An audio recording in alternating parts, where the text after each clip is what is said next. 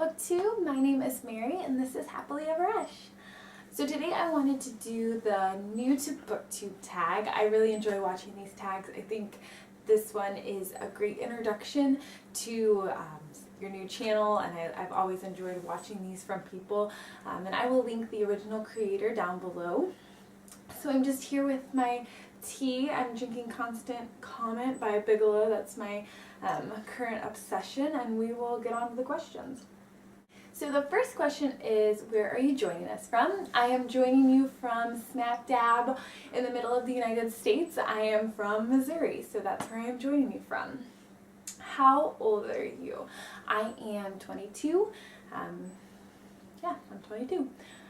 Why did you join Booktube? I joined Booktube because I obsessively watch Booktube videos. It is one of my favorite things to do. I love to watch Booktube and to get new recommendations and to hear people's thoughts about books. I don't have a ton of people in my life who read or read the same things that I do, so I just kind of wanted to have somewhere to come and talk about the books that I'm enjoying and just have a conversation and a dialogue with people. Also, I find myself commenting so much more now that I create my own content. I don't know why. I feel more comfortable doing that, so it also has kind of been a way for me to expand my commenting and conversation with other people, because for whatever reason I feel more comfortable commenting on other people's videos. That's probably weird, but I do. What is the meaning behind your channel name? My channel name is Happily Ever Esch. My last name is Eschenbaugh, so that's where the Esch comes from, and then Happily Ever after. It's kind of a play on that. That's a common ending to a lot of stories, and I kind of wanted to have my channel name have something to do with stories. And so, yeah, Happily Ever Esch, that's where I came up with that. And my husband, a lot of people call him Esch, and so that's kind of where I got the whole idea for that. What type of books do you read and want to talk about here on your channel? I read pretty widely. I read classics, I read fantasy, YA, middle grade, general fiction. I like really getting into nonfiction, listening to more nonfiction on audiobooks. There's not a lot of things I don't read. I like women's fiction. I really been getting into short story collections. The only thing I don't read regularly is poetry. I'm not opposed to poetry. I feel like I don't get it a lot of times, but I would like to maybe read some poetry. But yeah, I like to think that I read from a lot of genres. I'm not picky, I guess, when it comes to the genres I read from. Who are some of your favorite authors? I thought about this question. This is really hard for me. I don't have a ton of favorite authors. I love the Bronte sisters. I don't know. I'd say probably, yeah, the Bronte sisters aren't one author, but I've liked all of the work that I've read from them. What's the last book that you read? The last book that I read, I actually listened to an audiobook. It was called Blackbird House by Alice Hoffman. It was a tale of interconnected short stories all sitting around the place Blackbird House. I really enjoyed it. What are you currently reading? I am currently finishing up The Name of the Wind by Patrick Rothfuss. I've been reading that for quite a while. I'm hoping to get done with it today. What do you use for bookmarks? I have lots of bookmarks in my mugs over here, so I do use bookmarks. I usually don't buy bookmarks, but I collect them from bookstores or book depository, or I have a lot from my childhood from like libraries that I have. Anytime I go into the library and they have bookmarks there, I always grab one. And I also tend to use receipts a lot. There's receipts. Oh, and another thing that I use that's probably weird, maybe not everyone does this. Anytime I go to a coffee shop, especially if it's like a coffee shop, like an indie coffee shop in a city or a town, I keep the little the coffee slips and I tear them up and I use them as bookmarks as well. So this one is from Caldy's Coffee. That's a roaster in St. Louis, Missouri. I really like their coffee. But yeah, so I have a bunch of these as well from just different coffee shops. So. Show us your current TBR pile. So some books that I'm planning to read in February I have here. I would like to read A Monster Calls by Patrick Ness. I have the illustrated version here. I'm really excited about this one. This one is very hyped and well loved here on BookTube, and here it's very heartbreaking and harrowing read.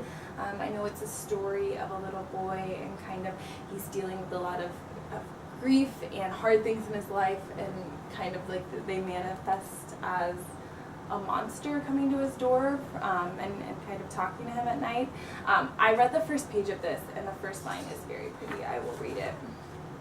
The monster showed up just after midnight, as they do. So that is very intriguing. I'm excited to get to A Monster Calls. I also have Burial Rates here by Hannah Kent, another BookTube sweetheart, if you will. This is very beloved on BookTube. I would like to get to this while it's still cold. It hasn't been a too terribly cold winter, but this just sounds like a very atmospheric read, and would like to get to this while it's still a little chilly outside. This is the story of the last woman to be executed in Iceland, and kind of just her story and dealing with the fact that she is going to pass away very, very soon, and from an institution taking her life. So again, another kind of harrowing read, but one I'm really looking forward to. And then I have Revolutionary Roads by Richard Yates. This is a modern classic about a married couple, their dissatisfaction with life, and kind of dealing with that. So it sounds like another depressing read. I might have chosen too many depressing books to read in February, but I'm excited to get to some Richard Yates. So who knows if I'll get to it this month, but I would like to get to this sometime soon. And then I also have The Tenant of Wildfell Hall by Anne Bronte. Speaking of my Brontes, I really like Anne Bronte. I read Agnes Grey and I really enjoyed it.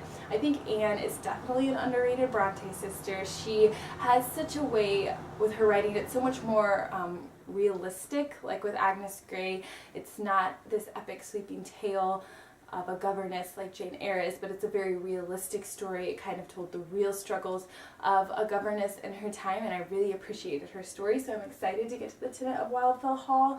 I did study this in school. I didn't read it, but I know the basic plot line, and so I am spoiled for some of the things, but I'm excited to get to it nonetheless, and this is a beautiful edition.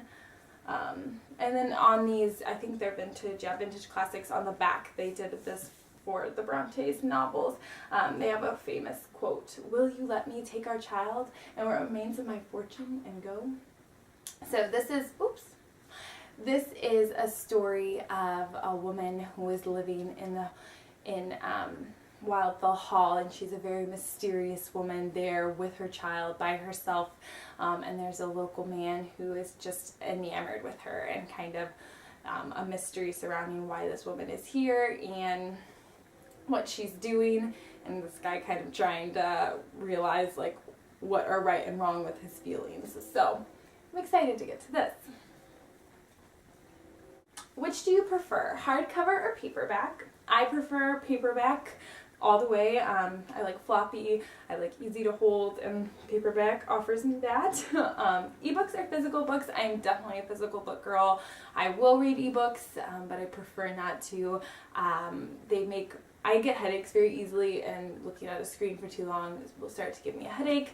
I prefer the smell, the feel, just everything about having a physical book I prefer. Owning or borrowing? I don't have a huge preference. I own a lot of books. I like to buy books. I like to go searching for books. I usually buy my books at thrift stores, library book sales, try to find them cheap online. So I think the hunt of looking for books is fun, but also I like the look of books. I think they're beautiful objects, and I think they're magical, and I love to have them in my house. But I'm definitely not against borrowing, especially audiobooks. I love using my library's Overdrive for audiobooks, and I definitely like to check out books from the library as well. I usually buy books that I think I'm going to really enjoy. Like classics, I usually always buy classics, or books that I think are going to take me a long time. There's something about having library books that I just feel like I need to get through it so I could take it back. So usually like maybe quicker reads, easier reads, I will get from the library. What book or series got you into reading? So I have a couple answers for this. First, I have two picture books, one being the Little House on the Prairie picture books, in particular the Christmas one. Just so beautiful, all the traditions, the present giving, the joy. That book, I wanted my mom to read to me again and again and again. Definitely loved that one. Also, another one that I really loved was The Spooky Old Tree. That's a Berenstain Bear book. My mom still has this book memorized. She read it to me so many times. God love her. She was a great mom. This is the story of the three Berenstain Bears going to explore this spooky abandoned tree and kind of just being spooked by all of the different things that are in this tree that kind of scare them. And it's a very repetitive story. There's one with a light, one with a rope, one with a stick, and it's got a good rhythm to it, and just I loved that book, and I think my sister loved it too. So yeah. And then also the series of Unfortunate Events books obviously were a big thing, kind of the first series that I decided on my own to read. And as well, I would say Roald Dahl was a big guy for me. I remember reading Charlie and the Chocolate Factory and Matilda very young and loving those stories. And also Shel Silverstein. I loved his poetry. So yeah, those are probably all the books that really got me into reading. How did you discover Booktube? I discovered Booktube through watching makeup videos. I have watched beauty videos ever since I was in high school, probably my freshman or sophomore year of high school. Really loved them. And I remember I hadn't thought of this but until I was in college, thinking there has to be a book equivalent of this, you know.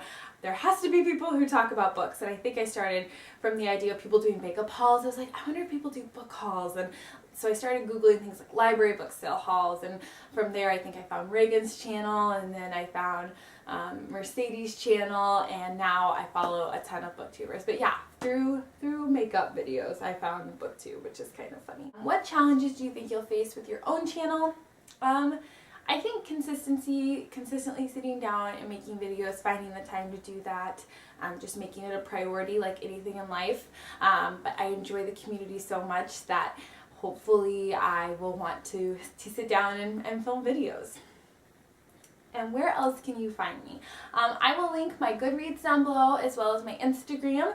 I would love to be friends with anyone on Goodreads, or you're not really friends on Instagram, but I guess you can look at some of the things that I post about my life. Sometimes I post book things. It's definitely not a Bookstagram channel. I do put books on there, but yeah, I can link both of those below. But thank you so much for watching. I hope to talk to you guys very soon. Bye.